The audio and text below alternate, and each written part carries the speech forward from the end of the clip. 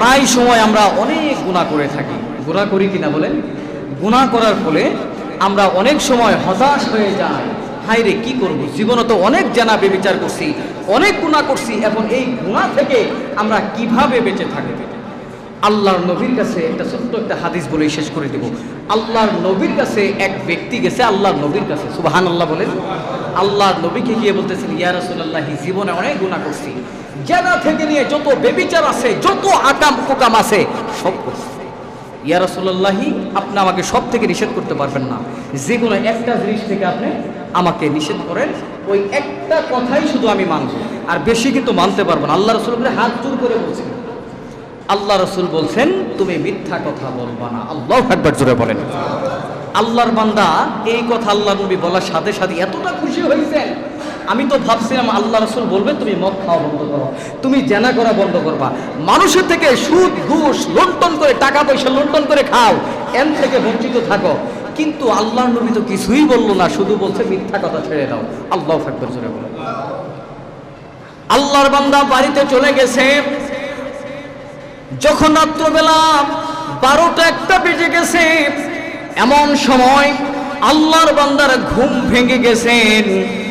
আল্লাহর বান্দা চিন্তা করতেছেন, যখন 12টা থেকে 1টা বেজে গেছে, তার মদ খাওয়ার নেশা উঠে গেছে, গাঁজা খাওয়ার নেশা উঠে গেছে, ইয়াবা ট্যাবলেট খাওয়ার নেশা উঠে গেছে।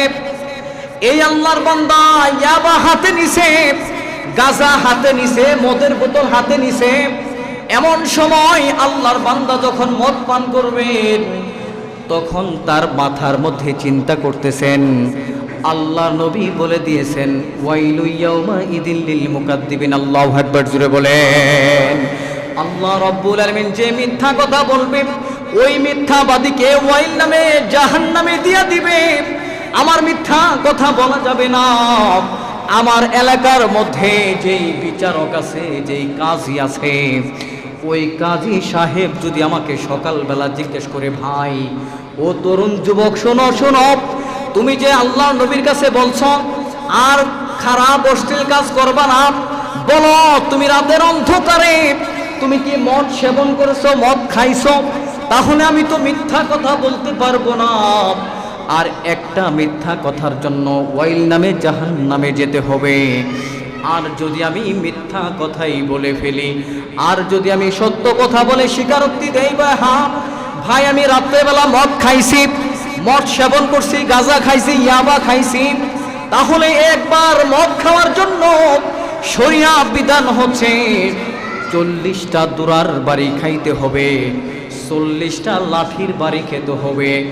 বান্দা চিন্তা করতেছেন, আমার মিথ্যা বলারও দরকার নাই, আমার 40টা দুরার বাড়ি খাওয়ার দরকার নাই। আল্লাহু আকবার, জোরে বলে।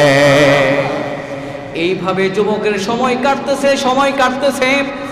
এভাবে কয়েকদিন যাওয়ার পর রাতের অন্ধকার আমার চিন্তা আসছে জেনা করবে, কারণ এই যুবক প্রতিনিয়তই মেয়েদের সাথে মেলামেশা করতেন। আল্লাহর বান্দার এত পরিমাণ নেশা চলে আসছে, আজকে জেনা করবে, মেয়ের সাথে জেনা বেবিচারে লিপ্ত হবে। আল্লাহর বান্দা মহিলার সাথে যোগাযোগ করছেন, সব কিছু ওকে করছেন। যখন জেনার কাজে লিপ্ত হয়ে যাবে, তার মাথায় চিন্তা আসছে, আমার কাজী সাহেব যদি আমাকে জিজ্ঞেস করে, ও যুবক বলো বলো, তুমি যে জেনা থেকে বঞ্চিত থাকবা, বলো তুমি কি জেনা করছো, ইদানিং কি তুমি জেনা করো, বেবিচারে লিপ্ত থাকো? তাহলে আমি মিথ্যা কথা বলতে পারবো না, কারণ আমার নবী মুহাম্মাদুর রাসূলুল্লাহ সাল্লাল্লাহু আলাইহি ওয়াসাল্লাম আমাকে নিষেধ করছেন। অতএব একজন জেনাকারীর জন্য 100টা দুর্রার বাড়ি খেতে হবে, পাথরের আঘাত খেতে হবে, সঙ্গে সার করে তাকে কতল করা হবে। অতএব আমার মিথ্যা কথা বলার দরকার নাই, আমার জাহান্নামে যাওয়ার দরকার নাই, এবং কি মিথ্যা কথা স্বীকার করে আমার একটা জেনা করে আমার 100 দুর্রার বাড়ি খাওয়ারও দরকার নাই। আল্লাহু আকবার বলে।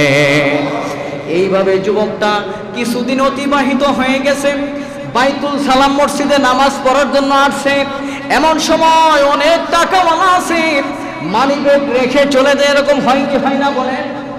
ওই সময়ের মধ্যে এক আল্লাহর বান্দা কিছু স্বর্ণ মুদ্রা নিয়ে ঘুমাইতেছেন।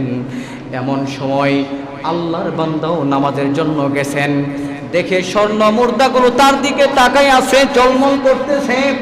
আল্লাহর বান্দা চিন্তা করতেছে, এই স্বর্ণ মুদ্রাগুলো যদি সে নিজে আত্মসাৎ করে নিয়ে যায় তাহলে তার বাকি জীবনটা ভালোভাবে কাটবে। কিন্তু তার ব্রেনে চিন্তা ঢুকে গেছে, আমার এলাকার যে কাজী আছে, বিচারক আছে, এই বিচারক যদি আমাকে জিজ্ঞাসা করে, ও ভাই মাঝে মধ্যে যে তুমি চনপাড়া মোড়ের মধ্যে চার রাস্তার মোড়ে রাতের অন্ধকারে ছুরি হাতে নিয়ে, পিস্তল হাতে নিয়ে কয়েকজন যুবক দাঁড়াইয়া যে মানুষের কাছে পিস্তল ঠাকাইয়া তুমি আত্মসাৎ করছো, ডাকাতি করছো, বলো তুমি কি ডাকাতি বাদ দিয়ে দিছ? আমি তো আমার নবী বলে দিয়েছে মিথ্যা কথা বলা যাবে না। আমার কাজীর সামনে তো আমি মিথ্যা বলতে পারবো না।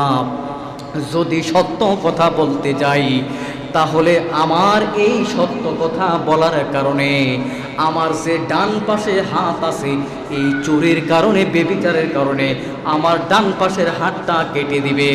অতএব আমার নবী বলেছে আমাকে মিথ্যা কথা বলা যাবে না, আমার মিথ্যা কথা বলে জাহান্নামে যেতে হবে, মিথ্যা বলার দরকার নাই। অতএব আমি মিথ্যাও বলবো না। আর এই একটা মিথ্যা কথা বলার বিনিময়ে আমাকে ডান হাতটা কেটে ফেলে দিবে, এই ডান হাতটাও কাটার দরকার নাই। আল্লাহু আকবার বলে। এই জন্য যুবক ভাইরা হাত ধরে বলি, পায়ে হাত রেখে বলি, এই জন্য যুবক ভাই জীবনে চলার পথে যেই অ্যান্ড্রয়েড ফোন ব্যবহার করি, ভাই কোথায় আছেন বলে, সে আছে ঢাকা মিরপুরে, বলে আমি যাত্রাবাড়ি চলে আসছি, এরকম হয় কি হয় না? আওয়াজ দিয়ে বলেন।